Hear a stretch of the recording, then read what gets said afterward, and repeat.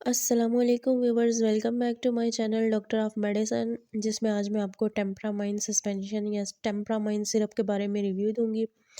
इस सिरप का क्या इस्तेमाल होता है और क्या साइड इफ़ेक्ट्स होते हैं, डोसेज का क्या तरीकाकार होता है, क्यों ये डिज़ाइन की गई है, ये सब जानते हैं इस वीडियो में। इस वीडियो को आखिर तक लाजमन वॉच करें और जो न्यू है हमारे चैनल पे, it's a request to all of you, please like share and subscribe my channel and click the bell icon to receive every new notification of my video. Thank you so much. बात करते हैं टेम्परामाइन syrup के बारे में। ये 120 ml में दस्तयाब होता है, वुड वर्ड्स वालों की प्रोडक्शन होती है और इसकी प्राइस 100 के आसपास होती है। और ये एक एंटी हिस्टामाइन दवा के तौर पे वर्क करता है, जो कि सर्दी, नज़ला, ज़ुकाम और बुखार की सूरत में होने वाली जो एलर्जीज़ हैं उनमें, चिल्ड्रंस में या बच्चों में बहुत ज़्यादा बेस्ट होता है। ये था इसका इंट्रोडक्शन। अब बात करते हैं इसके अंदर कौन से इंग्रेडिएंट पाए जाते हैं। इसमें क्लोराम्फेनिरामाइन पाया जाता है और पैरासीटामोल इसके अंदर पाया जाता है।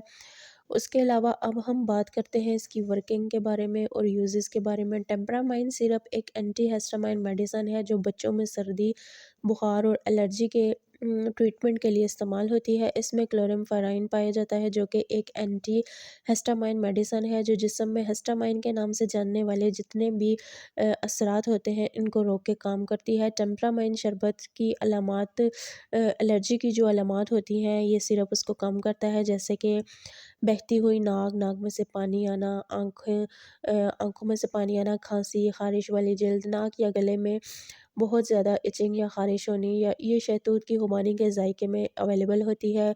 बच्चों में आसानी हो जाती है इसको लेने में, इसका टेस्ट अच्छा होता है। ये मेडिसिन आम तौर पे बच्चों को प्रेस्क्राइब की जाती है, लेकिन इसी तरह के हालात के लिए ये जो है वो बड़े अफराद भी ले सकते हैं, जो कि सिचुएशंस बताई गई है।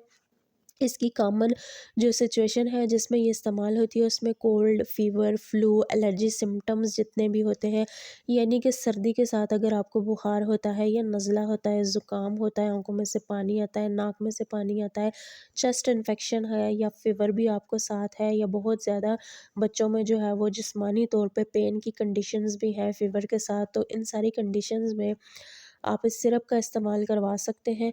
अब बात करते हैं साइड इफ़ेक्ट्स के बारे में, तो साइड इफ़ेक्ट इसके ऐसे इतने नहीं हैं, लेकिन महदूद से साइड इफ़ेक्ट हैं, जिसमें ग़नूदगी हो सकती है, मुँह खुश्क हो सकता है, थकावट हो सकती है। उसके अलावा बच्चों में नींद ज़्यादा आ सकती है और कुछ हद तक पेशेंट्स में जो है वो कॉन्स्टिपेशन यानी कब्ज़ देखी गई है। अब बात करते हैं इसकी डोज़ के बारे में। जो कम उम्र बच्चे हैं, जैसे 1 साल से 2 साल तक के बच्चे, उनमें डेली आप छोटा चाय का चम्मच 2 दफ़ा दे सकते हैं।